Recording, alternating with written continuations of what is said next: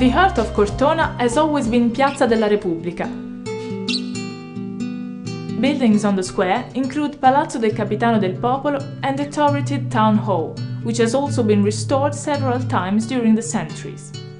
Inside the Town Hall, we suggest a visit to the Sala del Consiglio, the room where the Town Council has been meeting for centuries, with its 19th century decorations and the 16th century stone fireplace by Cristofanello. Next to Piazza della Repubblica is the elegant Piazza Signorelli, with its neoclassical theatre built by the Accademia degli Arditi, with its large 7 arches loggia and a lunette vaulted ceiling. The theatre has been hosting important cultural and theatrical events for over a century, such as the famous Tuscan Sun Festival, which every year brings the biggest names of classical music to Cortona. Palazzo Casali, erected in the 13th century, later turned to official residence of the family that ruled Cortona, and then adapted to be the seat of Florentine captains and commissaries, as testified by the stone coat of arms on the building's right side.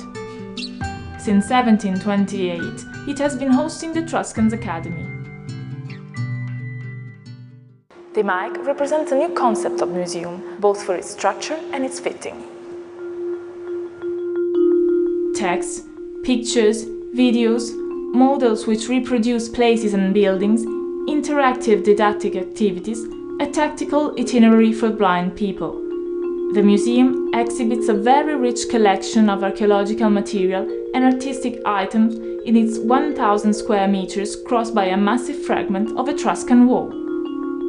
Among its jewels, the extraordinary Etruscan chandelier, the famous Tabula Cortonensis, and the enigmatic Musa Polymnia, a stone tablet which was supposed to date back to the Roman age, but in fact is an 18th century fake. Beside the Etruscan pieces, it is worth mentioning the Egyptian and Roman collection and more recent paintings.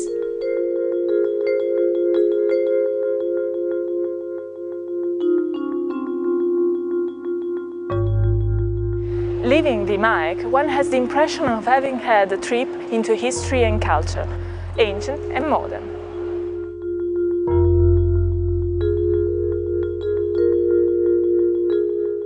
Ample recompense for the climb is paid in panoramic views one can't help falling in love with.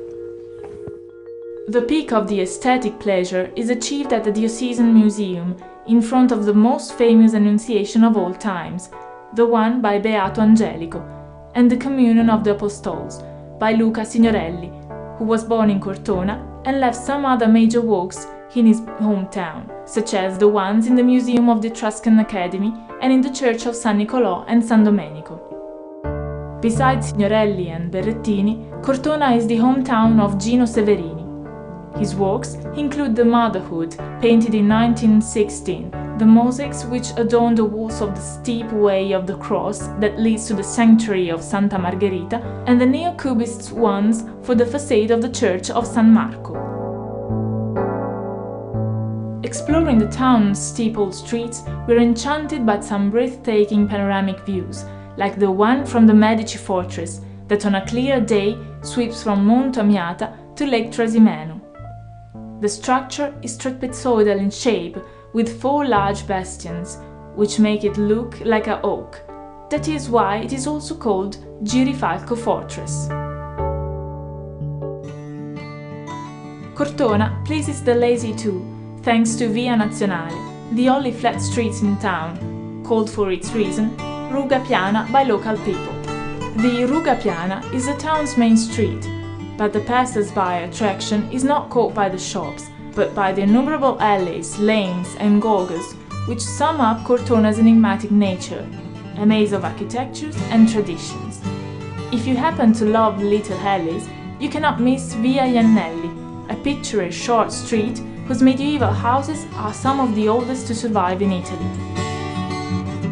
The overhanging upper stories are built out on massive timbers.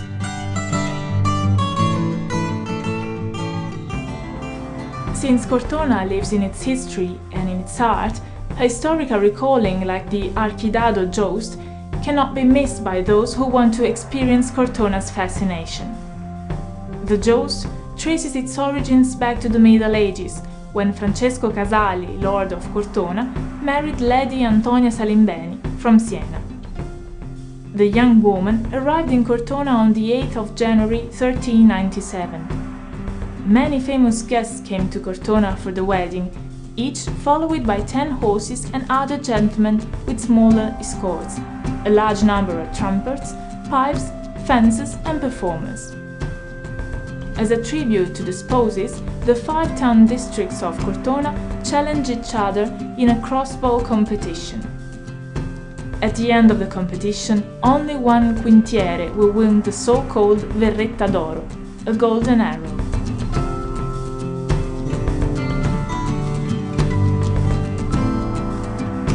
Before leaving Cortona, we turn to look at her for one last time. We see it bathed in light by the setting sun, its sleeping beauty outline resting on the Mount Sant'Egidio. We say arrivederci and promise to come back.